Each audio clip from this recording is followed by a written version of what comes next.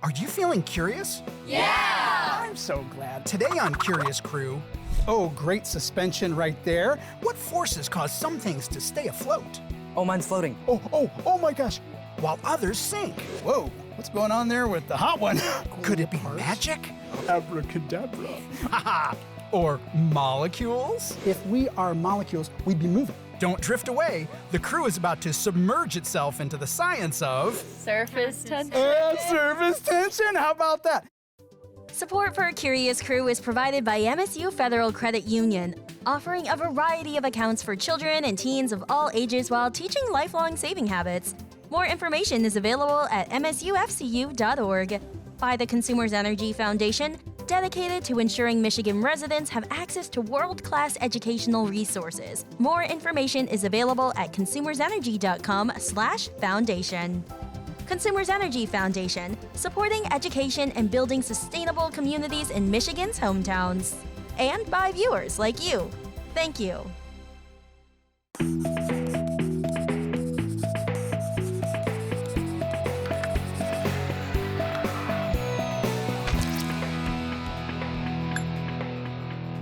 Hi, I'm Rob Stevenson, and this is Curious Crew! Welcome to the show, everybody. We always like to start every episode with a couple of discrepant events, because discrepant events stimulate Curiosity! That's exactly right, and I've got some fun ones for you today. First of all, I have to point out I have 3 glasses of water right in front of you, in fact. Yep. Now, the one thing that you need to be aware of, this first glass over here is really cold water. The second one is really hot water, and the third one is just room temperature.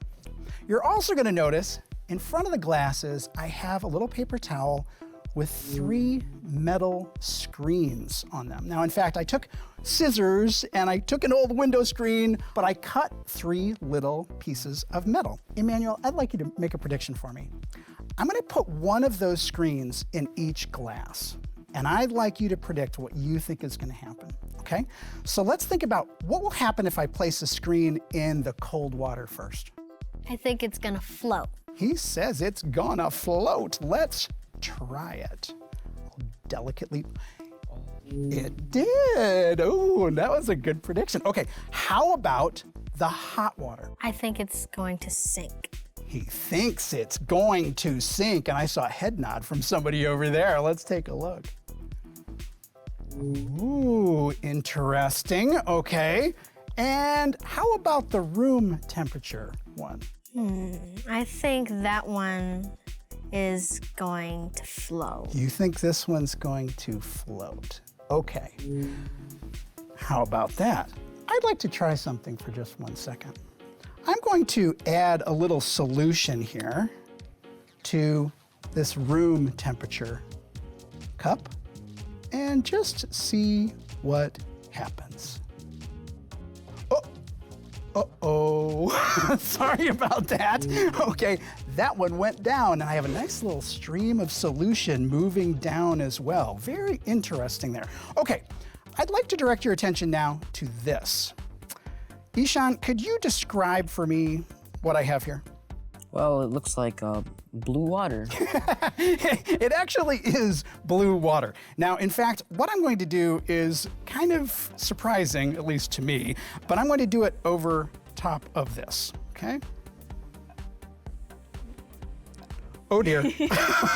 Oh dear. Oh my goodness. Okay, so we've got ourselves a leaky bottle. Now notice, open, close, open, close, open, close. I'm having a little too much fun with that. Now, in fact, I'm noticing something here as well. Look at the middle glass now. We've got a sinker going on there. So this is kind of strange. It started off floating, it ended up sinking. This one's still floating, and that one sank after we put some solution in there. Okay, we've got some interesting discrepant events here. I'm gonna invite 3 of you to do a little scientific modeling to see if you can explain these phenomena by the end of the show. You can use information throughout the show to revise your thinking. So who wants to engage in a little modeling moment? Who wants to try this? Okay, Kian, Ilaria, Callan, you 3 are gonna do this. And now I have another question. Does anyone have a prediction what we're gonna be investigating today? What do you think, Genesis? Probably something to do with water. That's a very good prediction, specifically surface tension. Stick around. We're headed into uncharted waters. So let's figure this out. What did you notice, Ilaria? It really surprised me when the bottle started leaking. I didn't see any holes in it. I know, right? How come the water didn't leak before Dr. Rob touched the cap? Yeah, I was wondering why the screens floated on the cold water, but not the others. It looked like soap that Dr. Rob put in the water. It must have affected it somehow. Have you ever seen a water droplet on a leaf or sitting on wax paper? The water droplet stays together with a skin-like surface. This is a great example of surface tension in water. The molecules in the droplet have strong attractions to each other. Try filling an eyedropper with water and drop several droplets on wax paper. Notice how the individual drops hold their shape. You will even be able to use a straw and gently blow them around on the surface. Those molecules have great surface tension.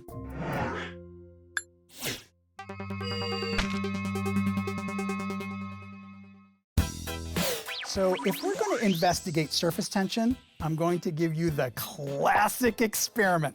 I'm going to challenge you to see if you can take a paperclip and rest it on top of the water so it appears to be floating. How well do you think this is going to work, Ollie? I don't think it's gonna float.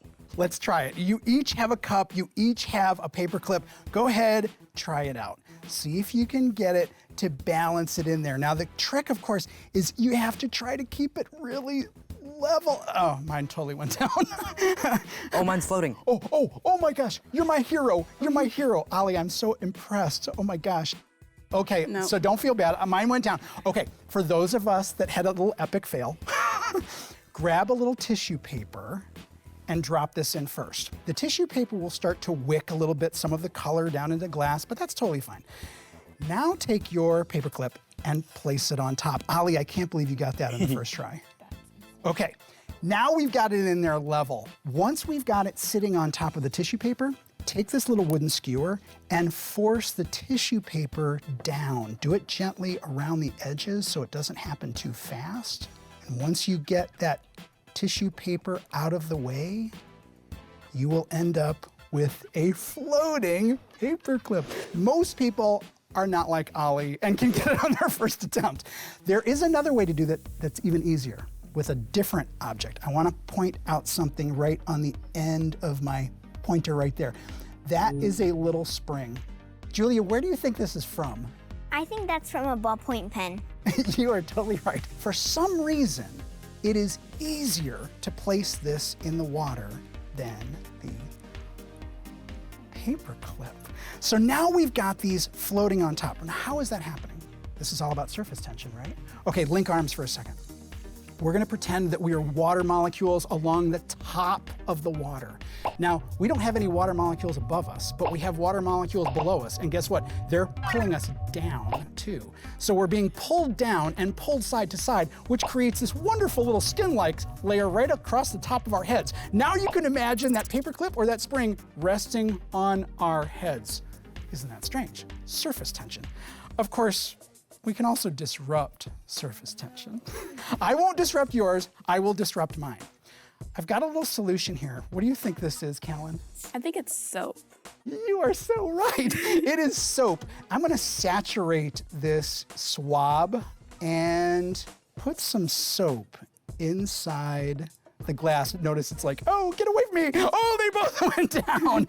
That completely disrupted. Let's link back up.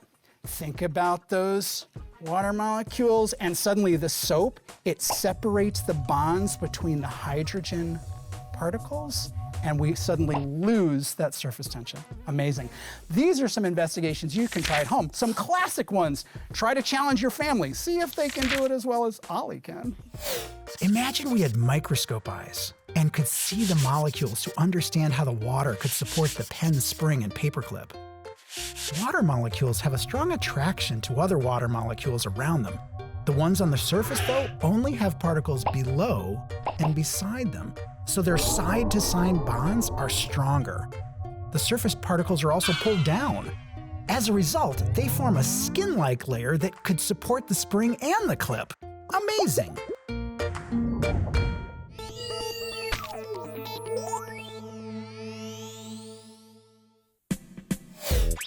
So we've seen how surface tension can support things from up above, but now we're going to look at things in another way, almost to defy gravity. You'll see what I mean. First of all, Julia, take a look at this bottle. And what do you notice about it? It seems like you put a hole in it, Dr. Rob. You are totally right. I actually put the cap on a drill press and I cut a 12.5 millimeter hole, or equivalent to about a 1/2 inch. I now have some colored water inside. Julia, I'm gonna do something that might not be a great idea, but what do you think's gonna happen if I turn this over? I think all of the water is going to come out onto the table. Okay, I really hope I don't make too big a mess. Here we go. I'm gonna try to do it right over this plate. Okay, here we go. Oh, there it is. There it is. Okay, my magic bottle, which is defying gravity. Now, I don't want to squeeze, and I don't want to move, and I'm going to attempt to turn it back over. Okay, that's kind of cool. I also want to direct your attention over here. First of all, Kian, do you know what this is right there? That looks like gauze. It is gauze, okay? We're gonna place some gauze over top of this bottle and put a little rubber band around it. And Ishan, you're gonna help me out with this one. I'm going to flip this over. Now, clearly this gauze weave has lots and lots of little holes in it. And I'm gonna ask you to take a toothpick and push it through. And what I'd like to know is, what do you think is going to happen? I'm gonna turn this over first. See if I can get some surface tension working. Oh yeah. Okay, Ishan, what do you think is going to happen? I think that all the water is gonna come out. Okay, go ahead, pierce one of those toothpicks right through. Oh. Oh, yeah, grab another one. That was kind of surprising. Notice it. Whoa, okay, one more, do one more. Isn't it amazing? You would think that the water would come rushing out as he's perforating right through that surface tension. Let's think about what's going on in both of these cases. So if we know those water molecules are clinging together and resisting being separated apart, amazingly, even though we've got gravity and air pressure at play here, it's not going to wick out. And surprisingly, when you put the toothpick inside, those water molecules attract to the toothpick goes back, and then they attract to each other. Amazing. So you can see, surface tension can be quite impressive. One of the best examples of seeing surface tension in action is with water striders. Those insects are designed to walk on the skin-like layer of water. The insects have very long legs that can distribute their weight over a big surface area. And even though gravity pulls them down, the tension among the water molecules is greater, so they stay on top and can walk around. If ever a wave were to splash over it, the tiny hairs on its body trap air, keeping them afloat, and its hydrophobic legs shed the water so it can climb right back on the surface again. Imagine if we could do that. STEM Challenge. So have you been having fun investigating surface tension today? Yeah! I'm so glad. Now I have a question. Have you ever seen an insect on water? Raise your hand if you've ever seen an insect walking on water. That is amazing, isn't it? I've got a challenge for you today. You're going to be making your own surface strider out of wire. Okay? You ready to get started? Yeah! All right, let's do it. We could do 3 different lengths. We could do a long one, a medium, and a really small one, just to see how length affects, the surface tension on the water. Is that a good idea? Yeah. We should start cutting our wire first. The materials we used were 28 gauge wire, a popsicle stick, and a bowl of water. Where are you going for in like lengthwise? I'm gonna do a long one. It's supposed to stride on the surface. You're supposed to connect the wire and make it flat and even and level so that when you put it on top of the bowl of water, it balances. Okay, I think I have my strider. Okay. Okay. No, that was so close. We did 3 different lengths to test the different impacts, but we realized that you have to make sure all the legs are level or else it won't float. Guys, I low-key think this might work. I'm gonna try it. Okay. Sometimes it would like float for like 1 second, then it would sink. Make sure you have the legs even. Like set it on the. Let's see. Okay, it fell again. My advice to the kids that want to try this experiment at home is make sure the legs are straight and flat when you put them on top of the water, and that they're in line with each other. I can't tell if the issue is the design or me putting it in the water. I think it might be both. I would say not make your surface strider too long, because then it would be a little bit heavy, so it won't float. That works. Hey, I got it. Keep it. Guys. So hard at work with the surface striders. I was watching from afar and I saw some of you having some success. I also saw some taking nosedives. So what are some noticings that you've made? I've noticed that it's hard to get the legs level. Yeah, so they will all contact the water at the same time. That's a really important part of this investigation. Good. Ali, what's something else that you noticed? The smaller the bug is, the easier time you have getting it to float, but also the longer it is, the more of an impact it has on the water. You can really see the water like bending around the weight of the leg. Oh, that's fantastic. So you can almost visualize that surface tension interacting with the leg. Great noticing. Julia, what else? For the surface striders that use more wire, they wouldn't stay on top of the water for as long, so they might stay on the surface of the water for a little bit, but then they would sink shortly after. And I saw a lot of you making some adjustments after you made a surface strider. Raise your hand if you did that. I saw people cutting legs shorter. It's like, nope, I gotta rebend it again so we can get it just right. So the crew used 28 gauge wire. You may or may not have that at home, but if not, no worries. You can always grab a couple of twist ties from some loaves of bread, remove the covering, and you've got the perfect wire to make your own surface striders. Have you ever tried to combine oil and water? It's interesting to observe that the two liquids don't mix, just like the liquids in a lava lamp. Lava lamps are often made with water or mineral oil, and then a colored liquid wax is added. There are often compounds added to the wax to increase its density. The two substances do not mix, as the similar particles stay together.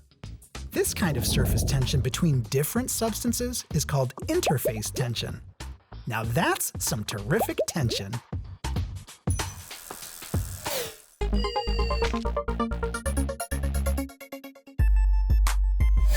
So we've already seen one way to disrupt surface tension today, and that's with soap.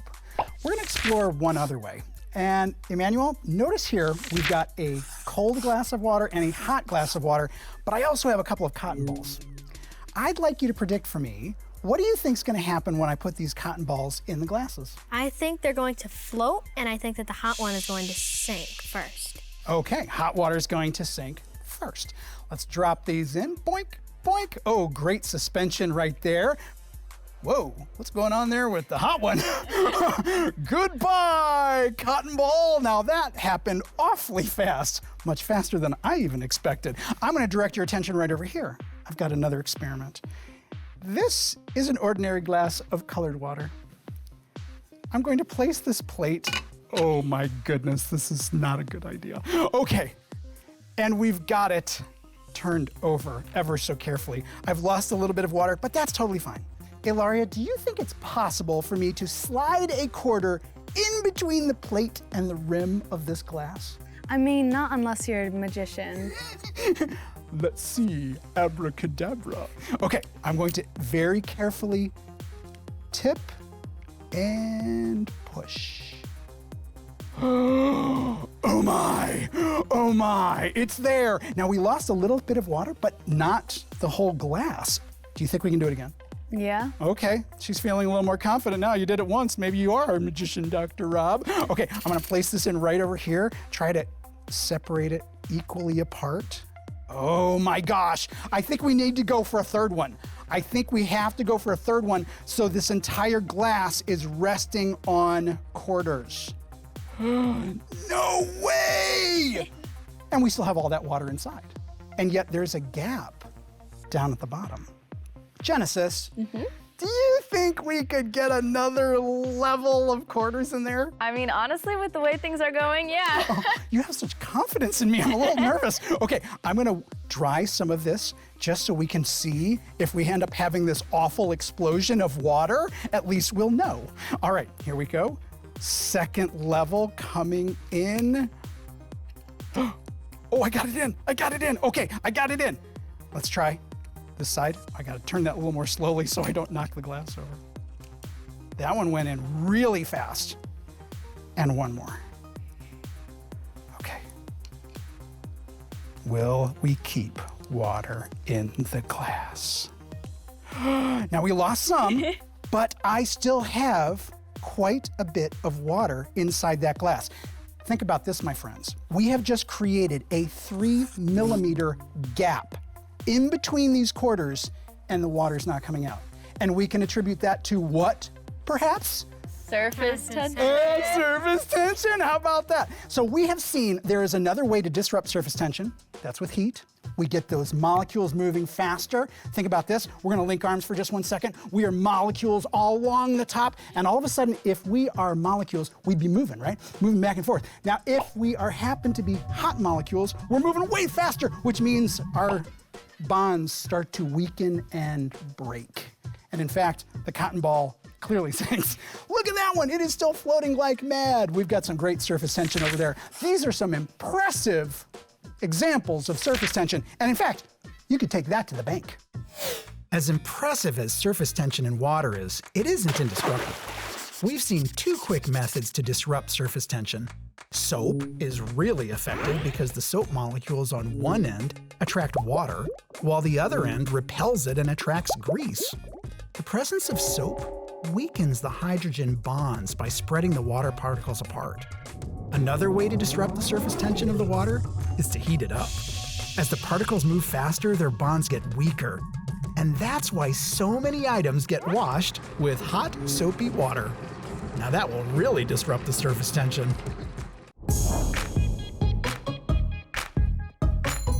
So we know that surface tension can hold up the screen, just like the paper clip or the spring. Right, remember? The soap caused them to sink. The bonds between the molecules were messed up. That must happen to the screen too. The temperature must have affected the bonds. That makes sense. Molecules move faster at higher temperatures, so maybe the bonds were just messed up? What about the leaky bottle? We've seen how strong surface tension is, like in the magic bottle.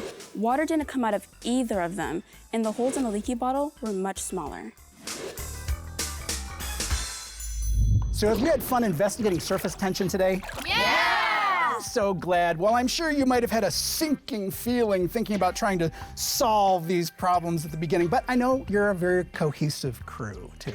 So what have we figured out about this leaky bottle, Callan? We decided that you poked pinholes in the bottle, and with the cap on, the water wouldn't come out. Right, the attraction between the water molecules is so strong that it's like a skin layer clogging the holes. Oh, you guys are so clever. Okay, so first of all, I have to tell you, yes, in fact, I used a little push pin. You caught me. Now, there's holes all around there because we could see the results. Oh no, oh no. What about the startling screens, Kian? Well, we know that the screen floated well in the glass of cold water because of surface tension. We think the particles in the glass of hot water were too hot, therefore they had a bad surface tension and the screen sunk. And the soap you added messed up the surface tension. That's why the screen sank. Okay, so clearly I've got soap here. It's not just a solution. You're correct, it was soap. So we can see, amazingly, the one in the cold water is still floating, whereas the other two, of course, are still at the bottom of the glasses. Now, we disrupted the surface tension 2 different ways. One, by heating the water. You're right, those particles are moving around too fast, so it disrupts the surface tension. It weakens the bonds. The soap does the same thing. It actually separates those hydrogen bonds, and so those screens cannot be supported. Pretty interesting stuff. These investigations are all ones you can try at home. It's wise to test the waters. So remember, my friends, stay curious and keep experimenting. Get your curiosity guide and see more programs at WKAR.org. Support for Curious Crew is provided by MSU Federal Credit Union, offering a variety of accounts for children and teens of all ages while teaching lifelong saving habits.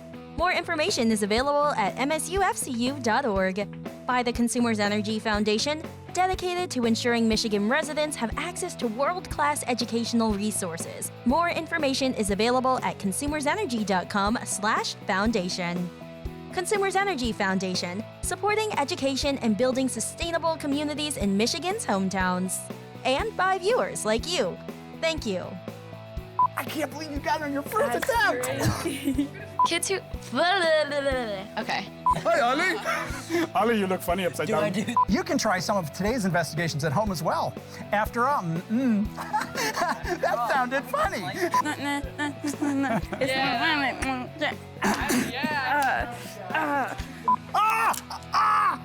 That's exactly where I got that from.